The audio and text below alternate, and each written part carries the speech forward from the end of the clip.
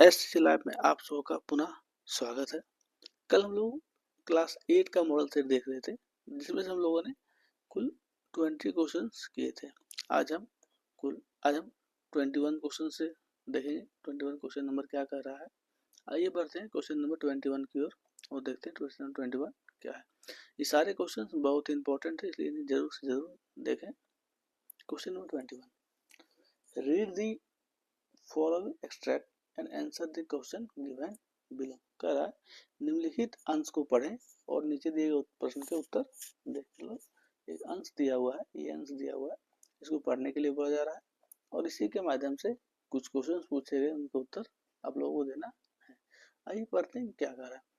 कह रहा है बेबी एट ए माइक्रोचिप। कह रहा है बच्चे ने एक माइक्रोचिप खा ली।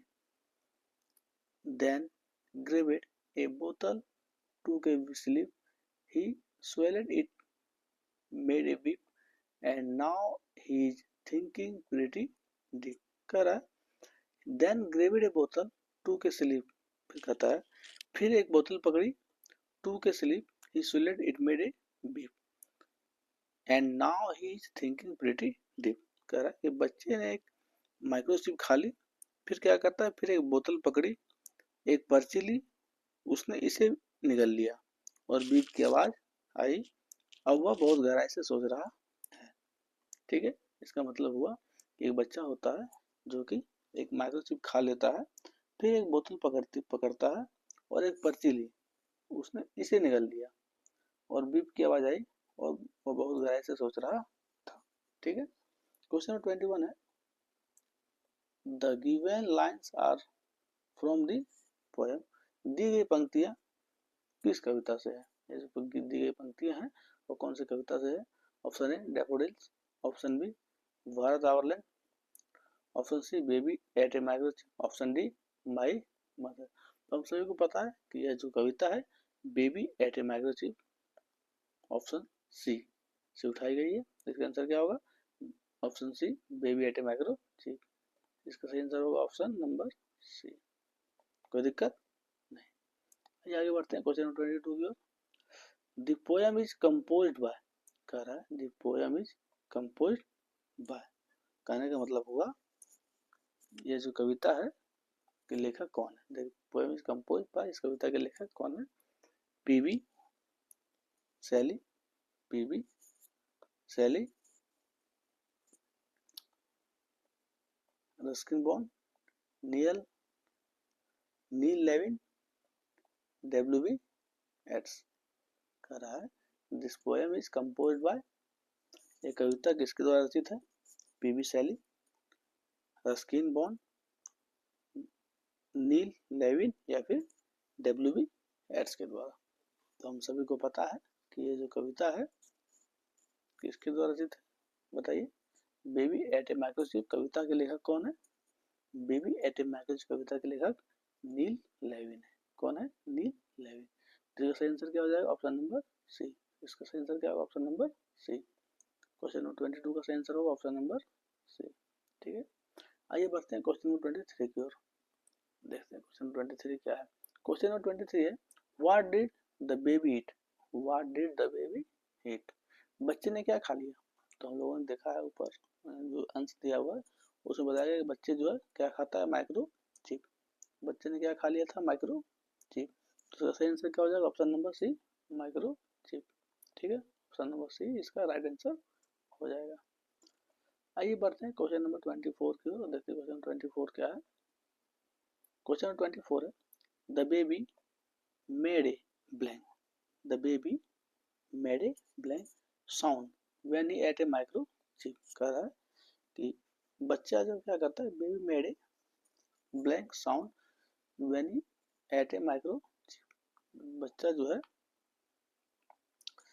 जब माइक्रो चिप को खा लेता है तो किस प्रकार का आवाज करता है, पीप, डीप, बीप या फिर कीप। तो हम सभी को पता है कि जब बच्चा माइक्रो चिप खा लेता है तो उसके अंदर से आवाज किस प्रकार से आती है, बीप की। किस प्रकार से आती है, बीप। तो इसका आंसर क्या हो जाएगा, ऑप्शन नंबर सी। ठीक है, इसका आंसर क्या हो जाएगा, ऑप्शन नंबर सी। ठीक है, आइए बढ़ते हैं क्वेश्चन 25 की ओर, देखते हैं क्वेश्चन 25 क्या है। क्वेश्चन नंबर 25 है, the synonyms of snatch is.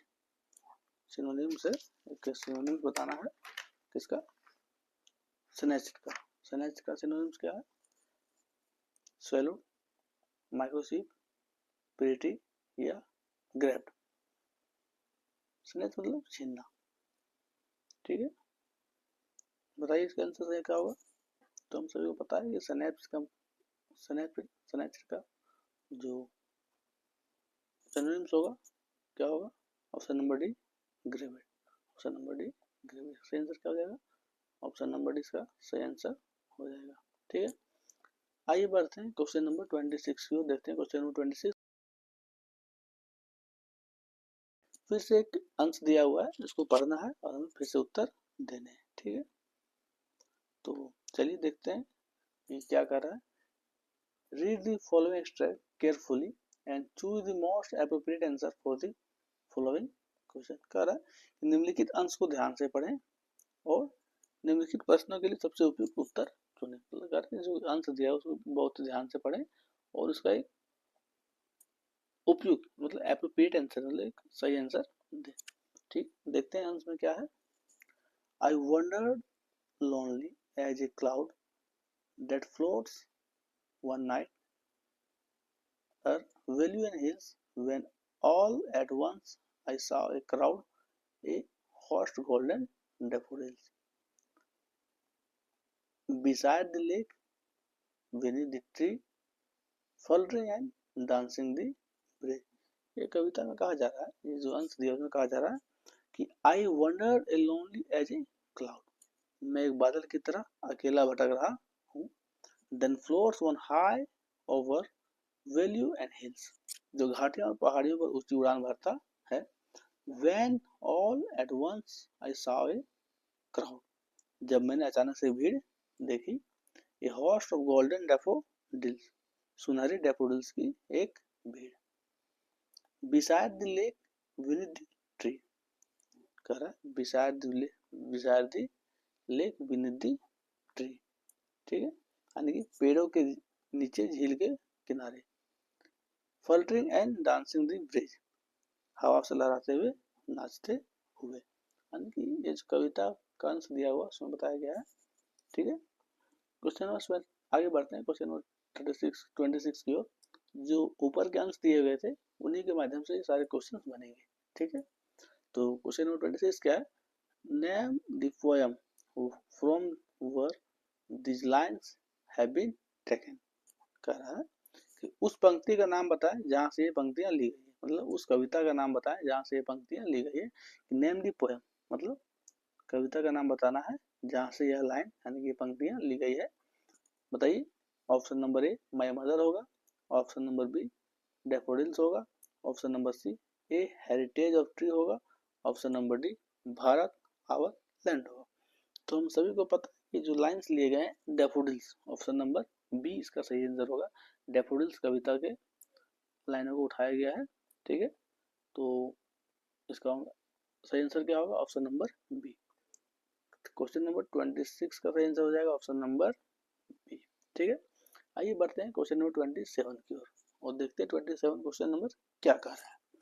Who has compose this line, कह रहा है who has compose this line, इन पंक्तियों की रचना किसने की, जो पंक्ति लिखा गया है उसे किसने लिखा है, ठीक है। Neil Levin, William Wordsworth, W B. Yeats या फिर पी.बी. शेली। बताइए इन पंक्तियों को किसने लिखा है।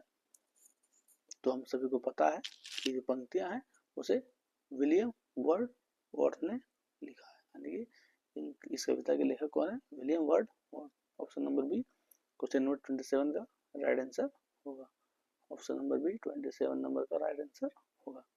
आइए बढ़ते हैं क्वेश्चन नंबर 28 की ओर, देखते हैं 28 क्वेश्चन नंबर क्या है।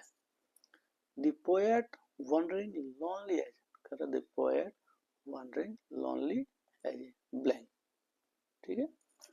कविता में कहा क्या जा रहा है, इस कविता में क्वेश्चन नंबर 28 में क्या कहा जा रहा है कि the poet is wandering lonely as, कवि अकेला भटक रहा है जैसे, कवि जो है अकेला भटक रहा है जैसे, ब्लैंक में भरना है क्राउड क्लाउड, बर्ड, काइट। बताइए इसका सही आंसर क्या होगा? बताइए क्वेश्चन नंबर 28 का सही आंसर क्या होगा? तो हम लोगों ने ऊपर पढ़ा कि कवि जो है अकेला कहाँ पे भटक रहा है? क्लाउड, क्लाउड यानी कि बादल में। कहाँ पे भटक रहा है? क्लाउड यानी कि बादल में। तो इसका सही आंसर क्या हो जाएगा? ऑप्शन नंबर बी 28 का सही आंसर हो जाएगा। ठीक, आइए बढ़ते हैं क्वेश्चन नंबर 29 की ओर। देखते हैं 29 क्वेश्चन नंबर क्या है। दी डैफोडिल्स वेयर, कह रहा है डैफोडिल्स वेयर, डैफोडिल्स वेयर की बात कहा जा रहा है। Wandering lonely, wandering, fluttering, dancing, none of the above. जो डैफोडिल है वह क्या करता है? वंडरिंग लॉनली, अकेले भटक रहा था। वंडरिंग, भटक रहा था। फ्लटरिंग एंड डांसिंग, फड़फड़ा रहा था और नाच रहा था। और नन ऑफ दी एबव, तो हम सभी को पता है कि जो डैफोडिल्स थे वहाँ पे फ्लटरिंग एंड डांसिंग यानी कि हिल डुल रहे थे, फड़फड़ा रहे थे और डांस कर रहे थे। इसलिए इसका सही आंसर क्या हो जाएगा? ऑप्शन नंबर 29 का सही आंसर होगा ऑप्शन नंबर सी। इसका सही आंसर हो जाएगा। ठीक है, ऑप्शन नंबर सी इसका राइट आंसर होगा। ठीक है, आइए बढ़ते हैं क्वेश्चन नंबर 30 की ओर। देखते हैं क्वेश्चन नंबर 30 क्या है। क्वेश्चन नंबर 30 है the synonyms of the word flying. Flying यानी कि कहने का मतलब है कि फ्लाइंग शब्द का सिनोनिम्स क्या होगा? ठीक है, बिसाइड, वंडरिंग, फ्लटरिंग या विनेत। तो हम सभी को पता है कि फ्लाइंग का जो सिनोनिम्स होगा option number C fluttering, option number C fluttering होगा। तो क्वेश्चन नंबर 30 का सही आंसर क्या होगा? Option number C, option number C 30 का सही आंसर होगा। आगे बढ़ते हैं और देखते हैं क्वेश्चन नंबर 31 क्या है। एक पुनः देखिए, इसमें एक फिर से पंक्तियां दी गई है और इन पंक्तियों को पढ़ना है और इन पंक्तियों को पढ़ने के बाद हमें कुछ क्वेश्चन नीचे दिए हुए होंगे उसके उत्तर देने हैं। कह रहा है read the following passage and answer the questions given below. निम्नलिखित गद्यांशों को पढ़े और नीचे दिए गए प्रश्नों के उत्तर दें। ठीक है, काली walked along the thorny forest track as slowly as he could। ठीक है, कह रहा है काली कांटेदार जंगल के रास्ते पर धीरे धीरे चल रहा था। He was on his way to school, कह रहा है he was on his way to school। काली के वह स्कूल जा रहा था। ठीक है, काली जो कहाँ जा रहा था? स्कूल जा रहा था। काली father was one of the most famous snake catcher of the Irula tribe. कह रहा है, कहा जा रहा है कि काली के जो पिता हैं इरूला जनजाति के सबसे प्रसिद्ध सांप पकड़ने वालों में से एक थे। यानी काली फादर जो है one of the most famous snake catcher of the Irula tribe. Kali के पिताजी जो है इरूला ट्राइब, इरूला जनजाति के सबसे प्रसिद्ध सांप पकड़ने वालों में से एक थे। He had caught over 100 cobra this monsoon and bought many good things for family। कहा जा रहा है कि उन्होंने इस मानसून में 100 से अधिक कोबरा पकड़े थे और अपने परिवार के लिए अच्छी चीजें खरीदी थी। यानी कि कहा जा रहा है कि जो काले के जो फादर हैं वे क्या कर किए हैं इस मानसून में उन्होंने 100 से अधिक कोबरा को पकड़ा। ही हैड काउच्ड ओवर 100 कोबरा, उन्होंने क्या किया 100 कोबरा, 100 से अधिक कोबरा पकड़े दिस मानसून यानी इस मानसून में and about many goods for many good things for the family, और अपने परिवार के लिए अच्छी चीजें खरीदी। ठीक है, the snake cooperative paid RS 150 for each poisonous snake. कहा जा रहा है कि सांप सहकारी समिति ने प्रत्येक जहरीले सांप के लिए 150 का भुगतान किया। यानी कि जो सांप को लेने वाले जो होते हैं सांप सहकारी समिति जो होते हैं उन्होंने काली के पिता को एक प्रत्येक सांप के लिए 150 रुपया करके दिया। ठीक है, 150 रुपये करके दी। आइए बढ़ते हैं क्वेश्चन नंबर 31 की ओर। देखते हैं क्वेश्चन 31 क्या है। The name the chapter from where this extract has been taken। उस अध्याय का नाम बताएं जहां से यह अंश लिया गया है। Option number A, a new religion. Option number B, the flying machine. Option number C, Kali and the snake, Kali and the red snake. Option number D, the navy friend. ठीक, तो हम सभी को पता है कि यह जो लाइन्स या जो पंक्तियां हैं किस चैप्टर से ली गई है, तो इसका सही आंसर क्या होगा? Option number C. Question number 31 का सही आंसर होगा option number C, Kali and the red snake. Kali and the red snake. ठीक है, ऑप्शन नंबर सी इसका राइट आंसर हो जाएगा। आइए बढ़ते हैं क्वेश्चन नंबर 32 की ओर, देखते हैं क्वेश्चन नंबर 32 क्या है। क्वेश्चन नंबर 32 है, what did Kali dislike. What did Kali dislike. Kali को क्या नाम पसंद था, यानी वो क्या चीज था जो काली को पसंद नहीं था? Going to school, catching bird, catching snack, playing. तो हम सभी को पता है कि काली को क्या पसंद नहीं था? काली को गोइंग टू स्कूल, यानी कि स्कूल जाना पसंद नहीं था। ऑप्शन नंबर ए इसका राइट आंसर होगा। तो 32 का क्या होगा? ऑप्शन नंबर ए राइट आंसर होगा। आइए बढ़ते हैं क्वेश्चन नंबर 33 को, देखते हैं क्वेश्चन नंबर 33 क्या है।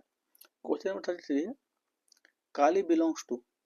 काली बिलोंग्स टू, यानी काली जो है कहाँ से बिलोंग करती थी, किस जनजाति से बिलोंग करती थी? यूलर ट्राइब, निरूलर ट्राइब, ऑल ट्राइब या नन ऑफ दी एबव, इनमें से कोई नहीं।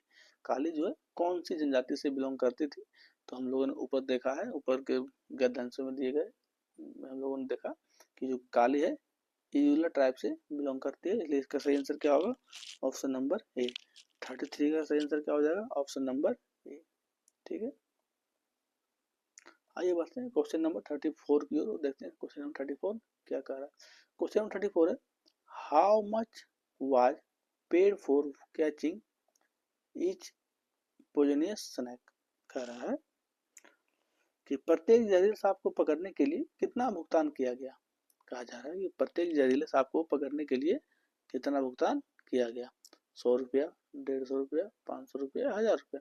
तो हम लोगों ने ऊपर के गद्यांशों में देखा, कहा गया जो सहकारी समिति है उन्होंने प्रत्येक सांप के लिए 150 रुपया भुगतान किया था। तो इसका सही आंसर क्या होगा? ऑप्शन नंबर बी इसका राइट आंसर हो जाएगा 150। ठीक है, राइट आंसर क्या होगा? 150। ठीक है, आइए बढ़ते हैं क्वेश्चन नंबर 35 की ओर और देखते हैं क्वेश्चन नंबर 35 क्या है। The synonyms of word popular. कह रहा है पॉपुलर शब्द का सिनोनिम क्या होगा? ठीक है, थ्रोनिंग, ट्रैक, पोजनियस या फिर फेमस। तो हम सभी को पता है जो पॉपुलर है उसका सबका सिनोनिम क्या होगा? Option number D, famous. ठीक है, पॉपुलर का समानार्थी जिसे मिलता जुलता शब्द क्या होगा? पर्यायवाची होता है इसका मतलब सिनोनिम। ठीक है, तो क्या होगा? समानार्थी शब्द फेमस। तो इसका सही आंसर क्या हो जाएगा? ऑप्शन नंबर डी इसका राइट आंसर हो जाएगा। ठीक है, आइए आगे बढ़ते क्वेश्चन नंबर 36 की ओर और देखते हैं क्वेश्चन नंबर 36 क्या है। क्वेश्चन नंबर 36 पढ़ने से पहले एक फिर से पैसेज दिया गया है, एक गद्यांश दिया गया है। ठीक है, देखते हैं इस गद्यांश में क्या दिया गया है। Read the following passage and answer the question the following. निम्नलिखित गद्यांशों को पढ़ें, उसके बाद आने वाले प्रश्नों के उत्तर जो नीचे दिया हुआ गद्यांश है उन्हें पढ़ें, उसके बाद ही उसके नीचे दिए गए क्वेश्चन के। आइए देखते हैं क्या है गद्यांश में। Sakshi Malik is an Indian free style wrestler from Rohtak district. कह रहा है कि साक्षी मलिक हरियाणा के रोहतक जिले की एक भारतीय फ्री स्टाइल पहलवान है। Haryana her father is a bus conductor and mother is supervision at a local anganwadi. कर रहा है उनकी पिता एक बस कंडक्टर है और उनकी माँ एक स्थानीय आंगनबाड़ी की पर्यवेक्षक है। She began training and wrestling at the age of 12 under a coach Ishwar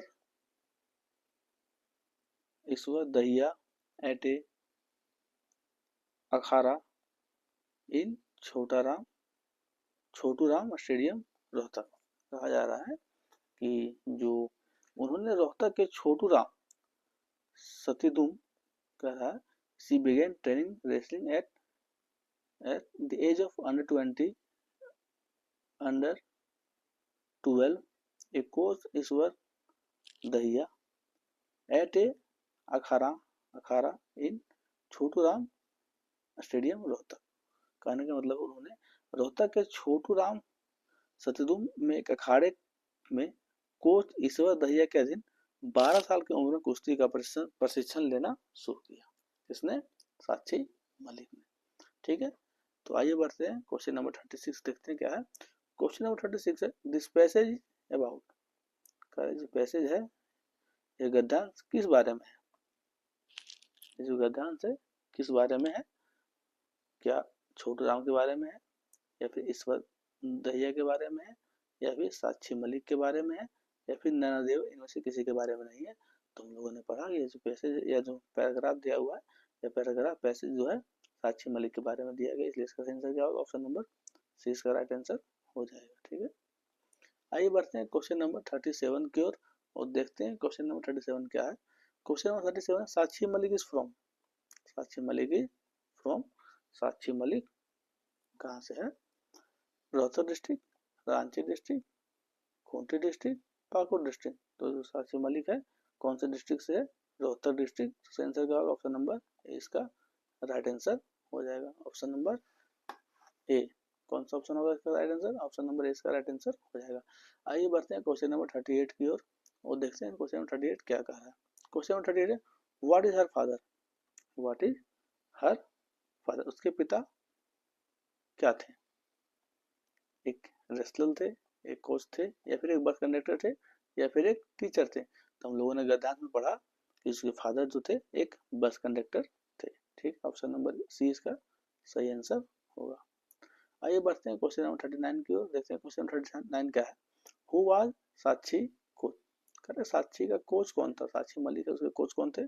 ईश्वर धनिया, दीपा गवाकर, सानिया नेहवाल या पीवी सिंधु। तो हम लोगों ने पढ़ा कि जो साक्षी की कोच कौन है? ईश्वर धनिया। कौन है coach?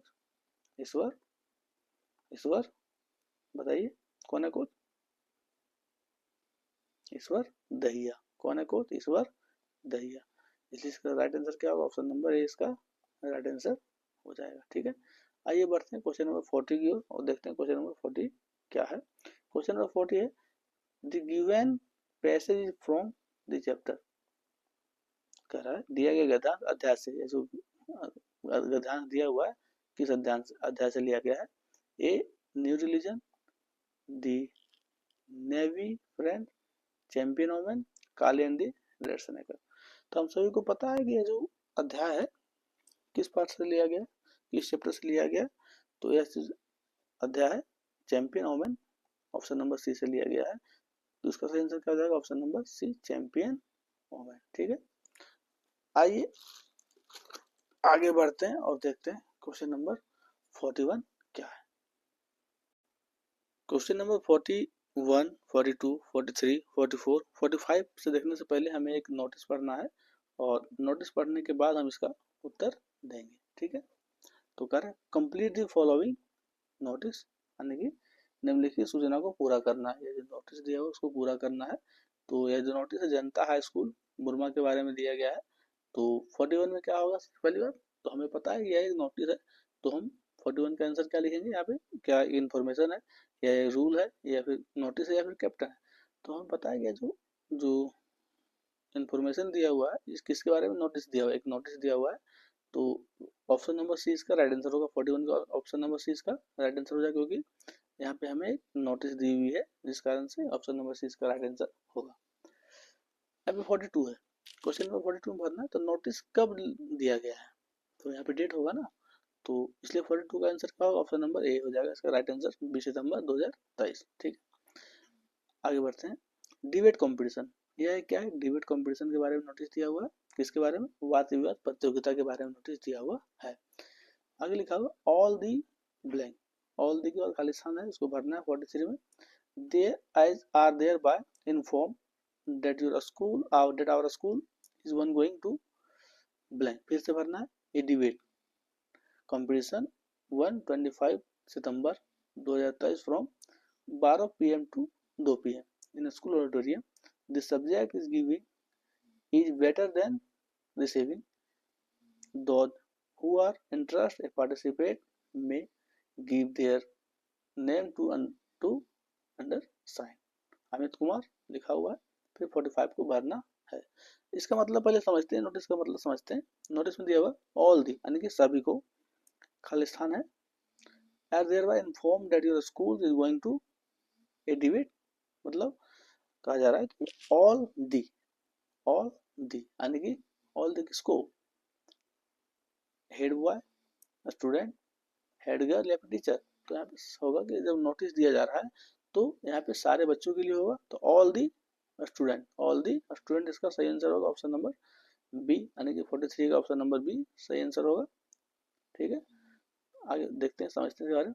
All the student are there by inform that your school is going to a debate, going to खालिस्तान ए डिबेट, यानी कि गोइंग टू खालिस्तान ए डिबेट किसके लिए है, इंफॉर्मेशन, इन्विटेशन, पार्टिसिपेशन या ऑर्गेनाइजेशन या फिर ऑर्गेनाइज।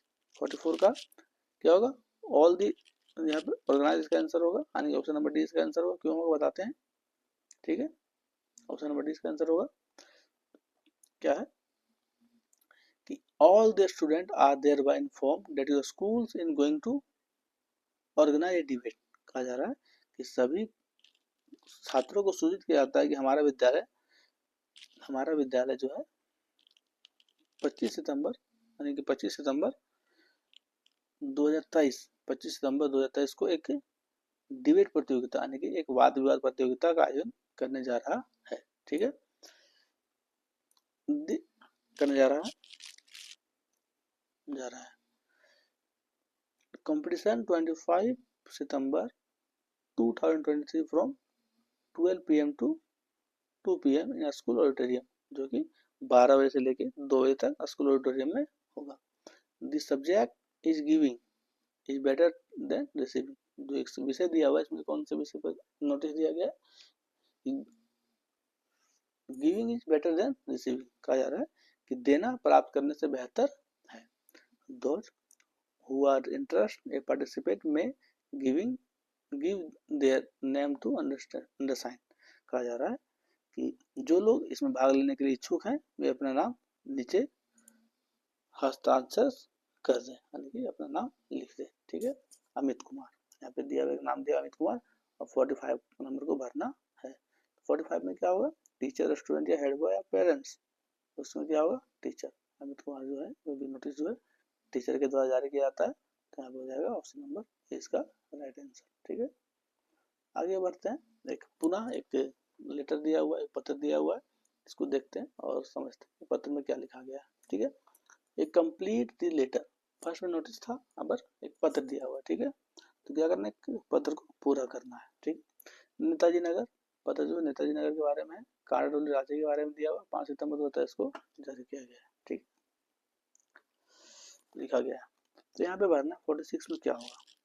ठीक है, तो 46 में क्या है कि लेटर किसके द्वारा लिखा गया है, तो क्या होगा, डियर रमन जी। ये जो लेटर है किसके पास लिखा जा रहा है, डियर रमन, डियर रमन। तो यहाँ पे ऑप्शन नंबर ए हो जाएगा, डियर रमन। तो 46 में हो जाएगा option number B, dear Raman. ठीक है, आगे क्या है, I am glad to receive your letter. मुझे आपका पत्र पाकर बहुत खुशी हुई। इट लॉन्ग सिंस वी, बहुत समय हो गया। I have just once come back from my village. कह रहा है कि बहुत समय हो गया, मैं अभी अपने गांव वापस आया हूँ। I have just come back from my village, अब मैं अभी अपने गांव वापस आया हूँ। I was there for 7 days, it was a very nice. मैं वहाँ 7 दिन रहा, यह बहुत अच्छा रहा। फिर से ब्लैंक भरना है। I invite you to come to my village during the coming summer vacation. कह रहा है कि मैं आपको आने वाली गर्मी छुट्टी में अपने गांव के लिए आमंत्रित करता हूँ। I hope you will accepted my. कह रहा है कि मुझे आशा है, मुझे उम्मीद है कि आप आएंगे मेरा स्वीकार। फिर से यहाँ ब्लैंक भरना है, योर ब्लैंक है, फिर से भरना है। ठीक है, देखिए क्या है, 47 क्या कर रहा है, 47 में क्या होगा देखो, 47 में है इट्स लॉन्ग सिंस वाज, ठीक है, it's long since was meeting, meet, met या फिर मेट, ठीक है। तो ऑप्शन 47 में क्या हो जाएगा आंसर, मीट। ऑप्शन क्या हो जाएगा, ऑप्शन सी, ऑप्शन सी हो जाएगा इसका आंसर, 47 का ऑप्शन सी हो जाएगा। 48 का आंसर क्या होगा, 48 का ऑप्शन डी हो जाएगा। 49 का आंसर क्या होगा, 49 का आंसर बी हो जाएगा, ठीक है। और 50 का आंसर क्या होगा, 50 का आंसर ए हो जाएगा। क्यों होगा बताते हैं, ठीक है, क्यों होगा देखिए, देखिए क्या है 40, देखो I am glad to receive your letter, it's long since we meet, it's long since we meet, यानी कि हमें, हम दोनों के मिले, हम लोगों के मिले क्या हुआ, मतलब बहुत समय हो गया मिले हुए, ठीक है। Just come back from my village, I there was I was there for 7 days, it's very nice, ठीक। फिर 48 में क्या होगा, 48 में एक्सपीरियंस, 49 में इनविटेशन और 50 में लविंग, ठीक है। धन्यवाद।